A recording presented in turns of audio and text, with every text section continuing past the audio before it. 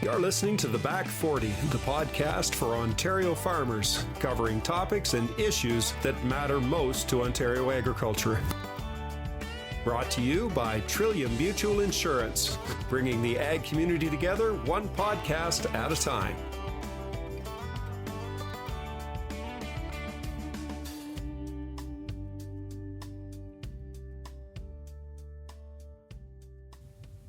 We're here today with Kelly Daynard, the Executive Director of Farm and Food Care Ontario. Kelly has been Executive Director with Farm and Food Care Ontario for 4 years. She's been involved with the organization for 16 years and has a background in agriculture as well. Kelly, welcome to our show. Thanks for having me. Can you just give us a little bit of a background here and maybe a little more on yourself, a little more on what the importance of Farm and Food Care Ontario is and what you do? Absolutely. So I was raised on a corn, wheat, and soybean farm west of Guelph, and I will admit that when I started off to university, I didn't have any intentions of ending up working in agriculture.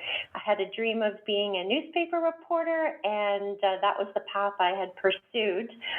When I achieved that goal, working for a small weekly newspaper in southwestern Ontario, I found myself getting increasingly annoyed when the other reporters would get their facts wrong, especially about farm topics.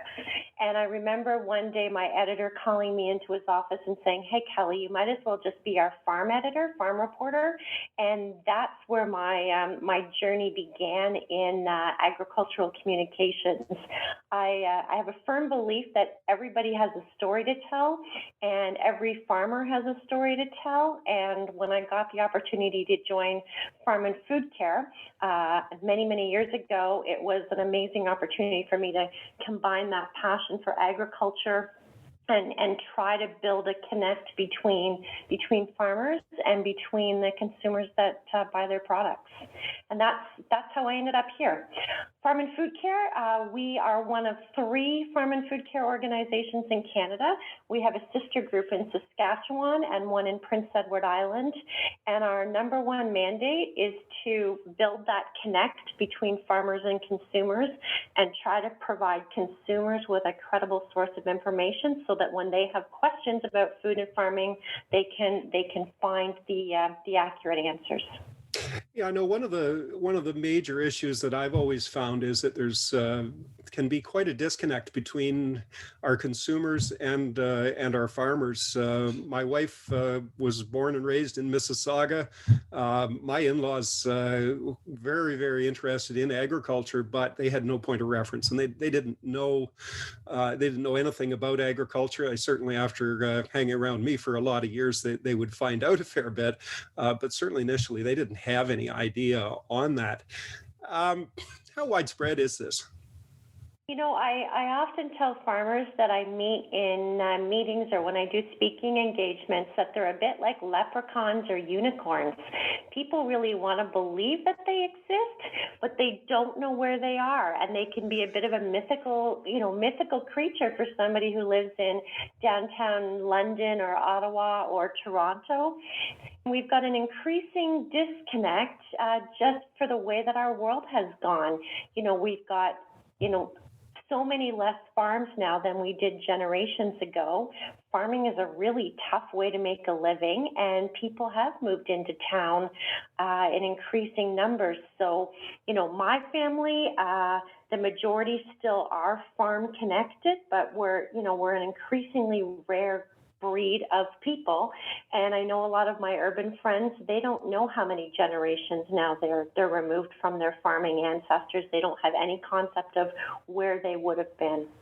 It's amazing. If you go back to the 1930s, we had pretty close to half of our population that was involved in agriculture from a farming standpoint, primary agriculture. We're down to less than 1% that are farmers now. That's exactly true, and I think then there's the disconnect between people not knowing a farmer, and then some really outdated views about agriculture. Because if people do have a vision of what a farmer looks like or what their farm looks like, it might be a farm that looks much more like my grandparents or great-grandparents' farms in Perth County from the 40s and 50s, where they had, a little bit of everything, and the average consumer doesn't recognize that farmers have had to get bigger because we're feeding a growing population with less people to do it, and also more specialized. Yeah, if you go back, for me, two generations to my grandfather, there was a farm that had, as you say, a little bit of everything on it. And yet my father was involved in the dairy industry to start, and then moved into the hog industry. And the two of those didn't overlap. Like he was strictly with one type of livestock at any given time. Yeah, and that's exactly it. So I think when people meet a farmer, regardless of what commodity they produce, if you meet a farmer, you're going to think that he or she knows everything about everything from cucumbers to raising chickens. And so that's often a source of disconnect as well. Yeah, and you touched on, like, for some people they're one generation off the farm, and there's a lot of information there. But for many people, as you say, they can't even begin to describe how many generations it's been, and a lot of times that their travels stop at the edge of Toronto. Exactly. Many people, I mean, and you think of Toronto as a good example, they don't even own vehicles. So unless they're going to the St. Lawrence market, perhaps, to buy products from, some of our members or some of the farmers that sell there, they're going to have very, very few opportunities to meet a real farmer. But I think that most consumers, or at least a large number of consumers, are very interested in buying locally, and there is a lot of curiosity about what goes on, what happens to that food before it gets to the supermarket. Yeah, and I think we've seen that. So the Canadian Centre for Food Integrity, which is an amazing Canadian organization that does a lot of research in this area, they do consumer testing every year, and the survey results that they've done the last couple of years show that the majority of Canadians really do want to know where their food comes from, like 60% plus. They just maybe don't know where to go for that source. So I've always said there will always be that percentage of the population that really don't care where their food comes from. They just want the cheapest source, and that's totally fine. But I think, the local food movement, the 100-mile diet, all of those things, now COVID, people are increasingly wanting to buy local, support local, and they want a connection with their food. Food is, the thing that connects us all. It's something that most of us try to do 3 times a day, and some of us do maybe more often than they should. But no, I agree. I think that I think a lot of them do want to know. I think a major issue, though, is if you want to know information, a word that wasn't in the dictionary 30 years ago, we Google it, and that's not necessarily always the best source of information that we can find. No, you're right. But I mean, the internet is also a space that agriculture can participate in, and it's not expensive. And I think back to when I started in agricultural communications, the organization I worked for in my first farm career, we might update our website every couple of months when a new stat came up. And of course, the world changes rapidly. And with social media and with Google and with all of these tools available at our fingertips, we now have an opportunity to participate in that space. And I remember early days of Twitter. I wasn't a fan of Twitter yet. I couldn't quite figure out what it would be used for. And then the one day, I had been sent home to watch a daytime special, and I won't name who it was, but there was some anti-agriculture people on a very well-known international talk show. And so I went home to watch that talk show, and I was watching it, and I was watching Twitter at the exact same time. And all of a sudden, you could see farmers across North America chiming in on real time, like, hey, this show, this isn't the way we raise our animals. Hey, we'd love to give you a tour. Hey, follow my Twitter handle and I'll show you pictures. And I remember thinking, that's amazing, because we never before had the opportunity to participate in real time in the same spaces as some people that would rather not have us all in business. That's a really granular way that farmers do get involved in the conversation. And if people are looking to listen to those people and they can get on the right topics, certainly that's a great way for people to get involved. A friend of mine who's in his 60s, I was surprised once at how active he was on social media. And he says, Mike, once I get the tractor turned around and I lock in the auto steer, I really don't have very much to do for the next 15 minutes until I've got to turn it around again. So there's a lot to that on how people can get involved.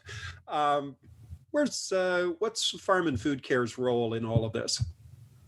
So yeah, we don't want to be really the ones telling the story. We want to be the ones making the connection.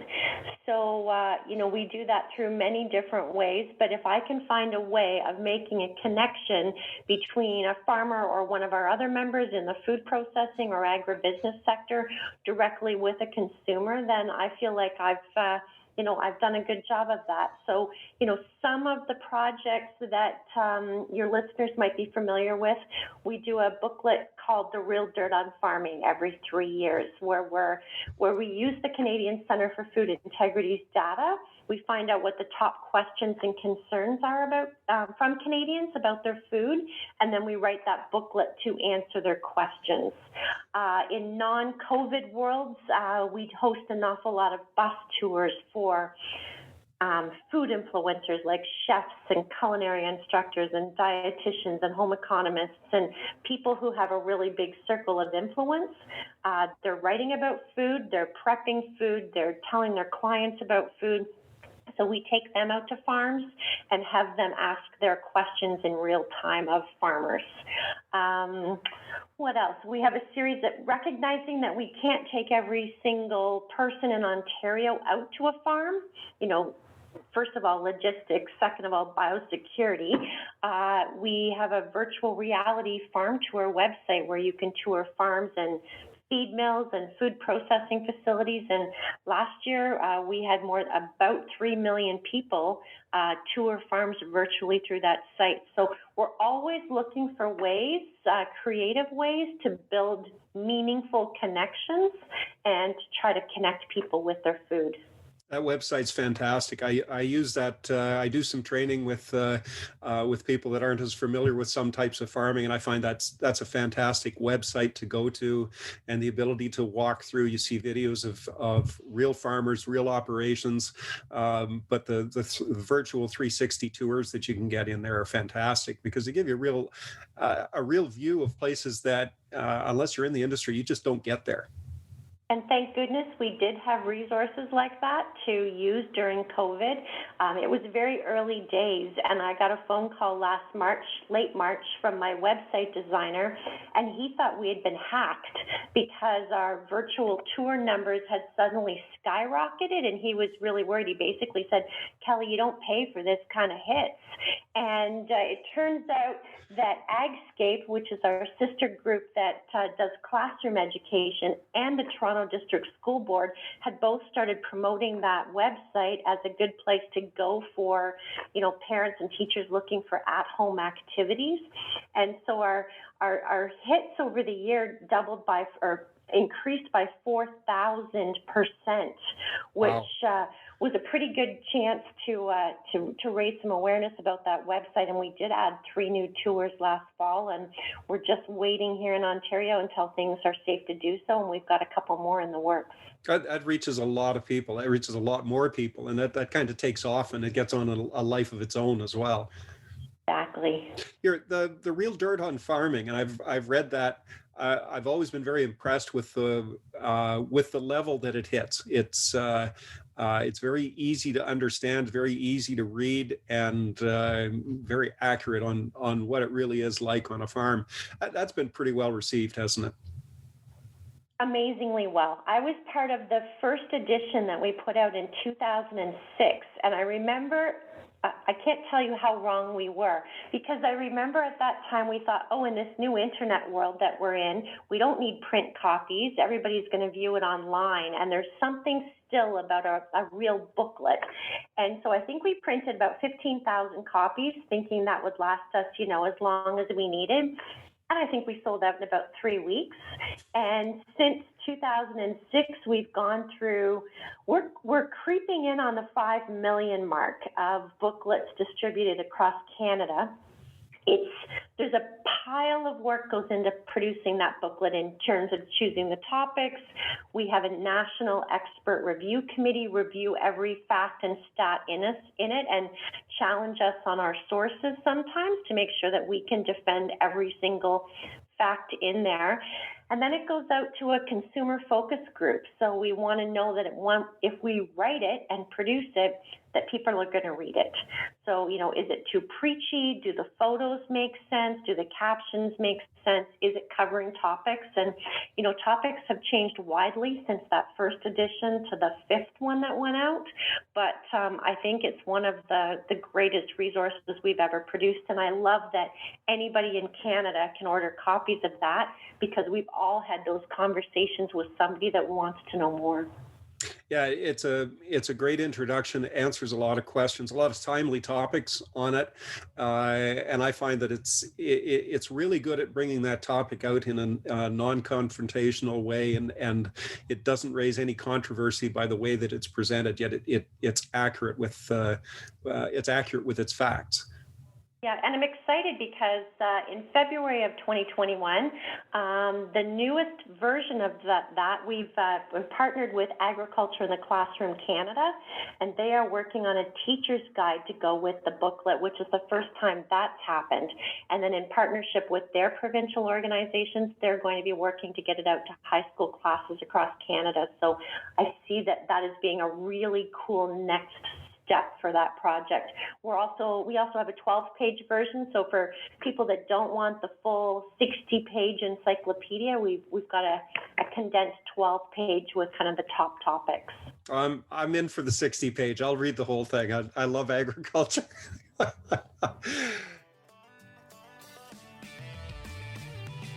Do you like what you're hearing from the Back 40? We'd like to hear from you. Send us an email with your comments and thoughts to theback40@trilliummutual.com or follow us on social media @TrilliumMutual. So, there's a lot of stuff that you've done. You're reaching a lot of people, particularly with that new initiative there. You're going to reach a lot of people and give accurate information for our teachers to present in the classroom. Where do you see the role of individual farmers? A lot of farmers will say, I simply don't have time, and I don't want to be involved in I'm afraid if I get online, I'll get involved with an activist, and I don't know what to do with that. They'll overwhelm me. Where do you see the role of individuals in agriculture that want to help bridge that gap? You know what? There's so many different ways, and the internet is only one of them.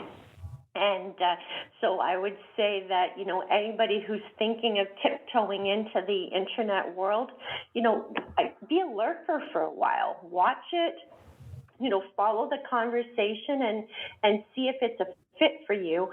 A couple of years ago at a farm meeting, I had this wonderful gentleman come up to me and he said, "Oh, you're that Kelly Daynard girl who likes to tell people that they have to tell their stories."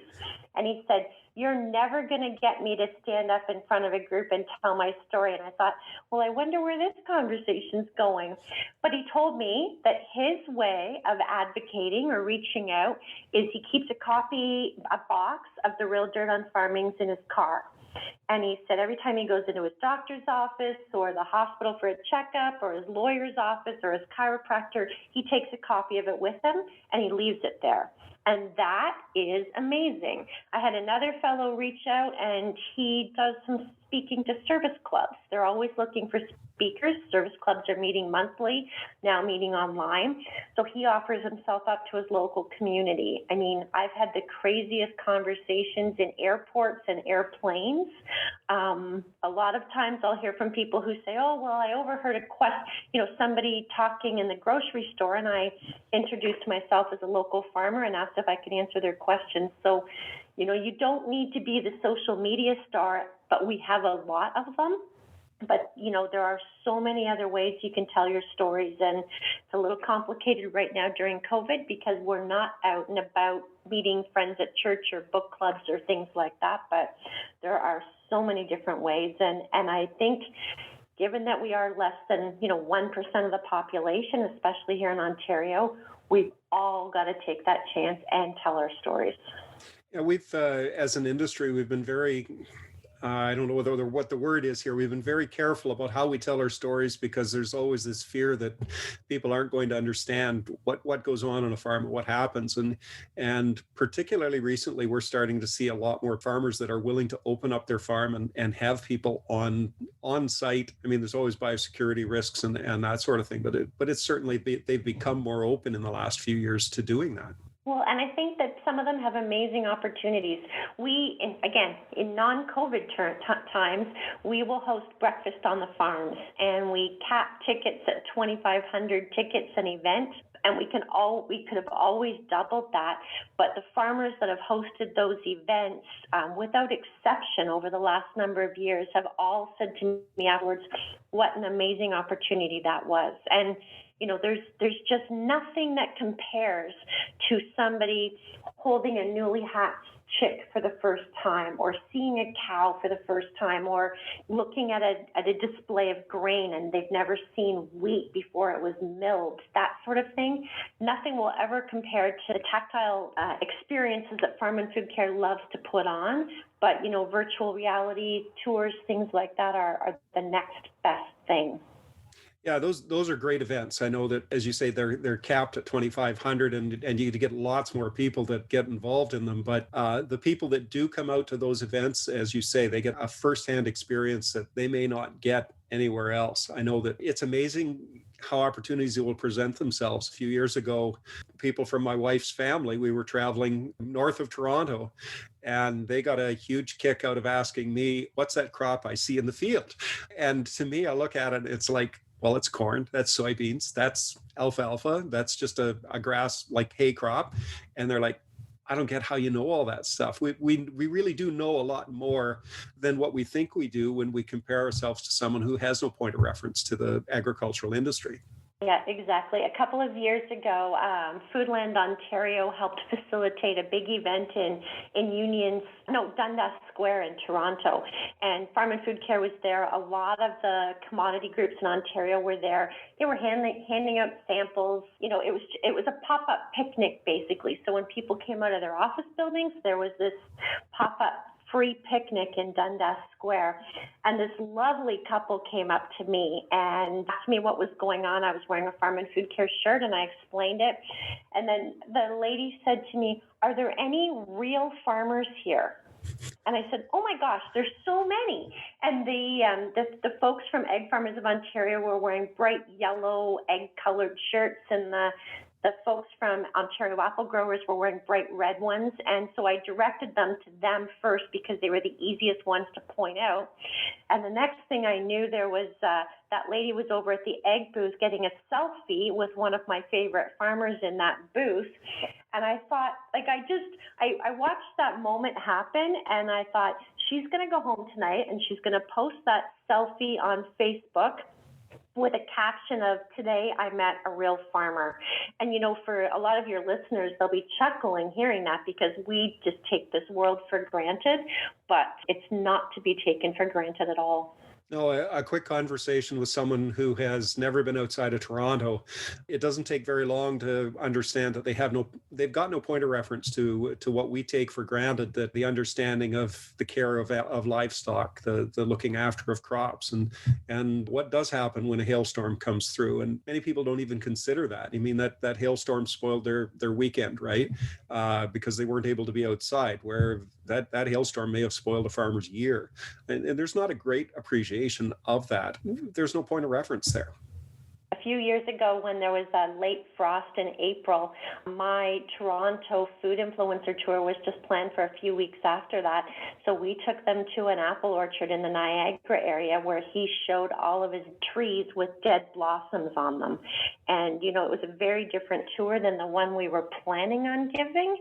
But I had my guests basically say that they had never experienced anything so profound in their lives. They were kind of annoyed that their, long weekend weather had been ruined. It was too cold to barbecue, and they watched these farmers lose their entire crops. And it's all about perspective.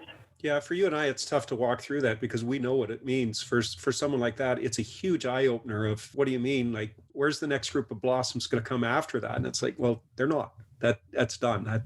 We wait till next year for that. So if farmers or any of our listeners want to get involved and support Farm and Food Care Ontario, how do they go about doing that?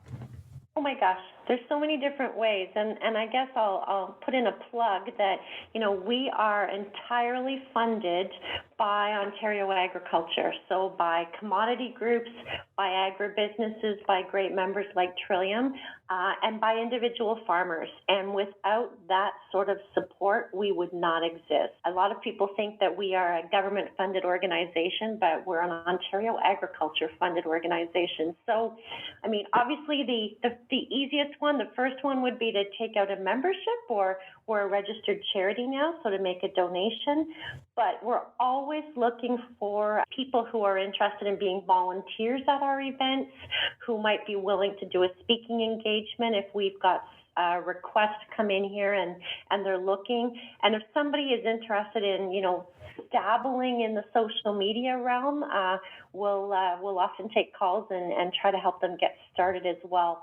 We do an awful lot of training for farmers. We do something called Speak Up Training, which is a program now offered by our two sister groups as well. And hundreds of farmers have taken that. And it's just a way of, making people think a little bit more. We work in a complicated industry. We in agriculture are very bad at using terminology and acronyms that sometimes even we don't understand. So, the Speak Up workshops, which we're now even doing online, take farmers through that and try to talk about ways that you can engage with consumers in a way that they will understand. That's awesome. Farm and Food Care does fantastic work. I know that the outreaches that you've got between the website, the Real Dirt on Farming, and other initiatives like Breakfast on the Farm have been well received over the years, and certainly really important to all of us that are really concerned about agriculture thriving and everybody understanding, because we are as a society getting a long distance away from the farm. If somebody wants to get in touch with you, how do they get a hold of you? What's the website, and what's the best way to engage with yourselves? Yeah, for sure. So our website is farmfoodcareon for Ontario.org. You can send an info to info@farmfoodcare.org. Look up our phone number on the website and give us a call, because we're always interested in kind of continuing this. I am biased. I wear my heart on my sleeve when it comes to this organization, but I think that we play a really critical role in Ontario agriculture. We've got some tremendous successes behind us, and our success is, the whole industry's success, because if we can continue to have these conversations and build the relationships, the sky's the limit. And I'll add, last year, the Canadian Centre for Food Integrity, they always do, again, this focus group testing. And last year, they showed double-digit increases in consumers' trust of the Canadian food system. So, I'd like to think that groups like Farm and Food Care play a small part in that success, but I also think, especially during COVID, consumers would have watched, a few hiccups in the supply chain in the beginning of the year, and then seen the industry recover, and we're still feeding our country, and that gives an awful lot of reasons for confidence. It certainly does. I think coming through COVID, certainly for working within the industry here and understanding the challenges that the industry faced, I think we came through it in remarkably good shape, and that's a great news story that people need to know, need to hear, and groups like yourselves that are really involved in making sure that they do hear that story. It was a really interesting time, in agriculture, because consumers in Canada have never seen empty shelves. And for a few weeks there, early days, it was hard to find milk or eggs or flour or a few other things, and I think that gave an awful lot of people pause for thought.